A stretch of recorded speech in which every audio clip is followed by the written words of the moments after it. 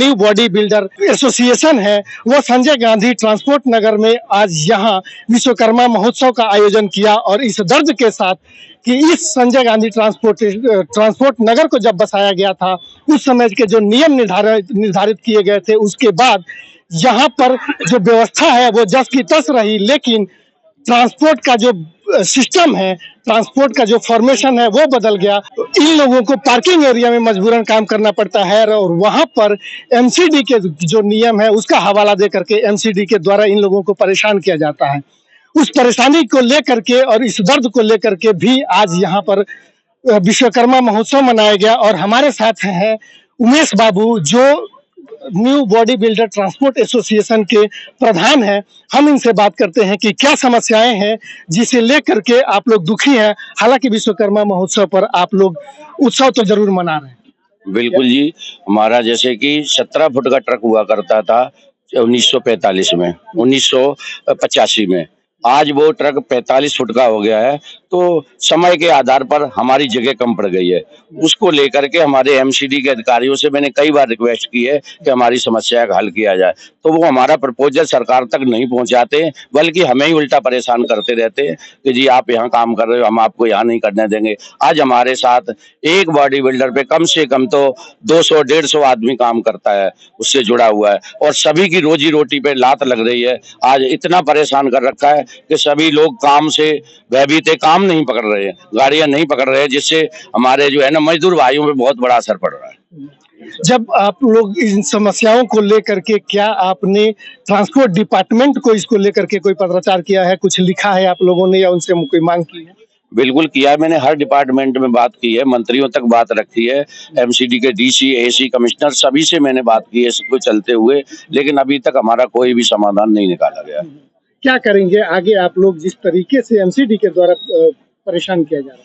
अगर ऐसा ही चलता रहा है तो हमारे जो लोग हैं इतने परेशान हो चुके, हम रोडों पे आ जाएंगे, रोड पे बैठ के धरना प्रदर्शन करेंगे, भूख हड़ताल करेंगे, लेकिन हम अपनी मांगों को पूरा करवा के रहेंगे। या हमें कहीं जगह दी जाए जहां हमें बसाया जाए दोबारा से, समय के आधार पर जगह कम हो गई तो आज बड़ी गाड़ी है तो हमें दूसरी जगह शिफ्ट किया जाए, लेकिन अगर ऐसे हमारा रोजगार छीना जाएगा हम कैसे जी पाएंगे? क्या ले जाते हैं? देखिए, एमसीडी ने जो यहाँ से ट्रक उठाने का, बॉडी वालों को काम ना करने देने का एक बहुत ही प्रचलन चला रखा है। अगर देखा जाए भारत सरकार, मोदी सरकार क्या है, उन्होंने इन गरीब तबके को, रेडी पट्टी, बॉडी बिल्डर सबको 10-10 हजार का लोन दिया पहले, वो इन्होंने उतार दिया। अब 20-20 हजार का दिया, 50-50 हजार का दिया। अब अगर इनके पास काम नहीं रहेगा तो इनका लोन कैसे चुकाएंगे? अगर लोन नहीं चुकेगा इनका सिब्बल विब्बल सब खराब हो जाएगा, ये किसी काम पे नहीं रहेंगे। और अगर देखा जाए ट्रांसपोर्ट नगर जो बना था वो ट्रांसपोर्टरों के लिए बना था। उस टाइम ट्रांसपोर्टरों को रोशना रोड, गुलाईबाग से हटा के यहाँ लाया गया था, लेकिन वो बॉडी बिल्डर थे, उन्हें वर्कशॉप दी गई थी सिर्फ 110 मीटर की।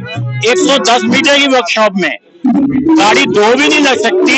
आज की डेट में हिंदुस्तान के अंदर 90 लाख ट्रक है और ये संजय गांधी ट्रांसपोर्ट नगर हिंदुस्तान का सबसे बड़ा ट्रांसपोर्ट नगर है। अगर यहाँ पे रोज की 5000 गाड़ी आती है जिनमें 2000 गाड़ियों का काम होता है, वो कैसे पॉसिबल है? वो एमसीडी कहते तुम जाओ, इनको हटा रही है। हम एसीटीसी कमिश्नर साहब सबसे मिल चुके, लेकिन अभी तक कहीं कोई सुनवाई नहीं। यहाँ पर एमसीडी काम नहीं करने दे रही है। हम 15 साल 20 साल से काम कर रहे हैं। वो कहती आज तुम यहाँ से मतलब पूरा खाली कर लो।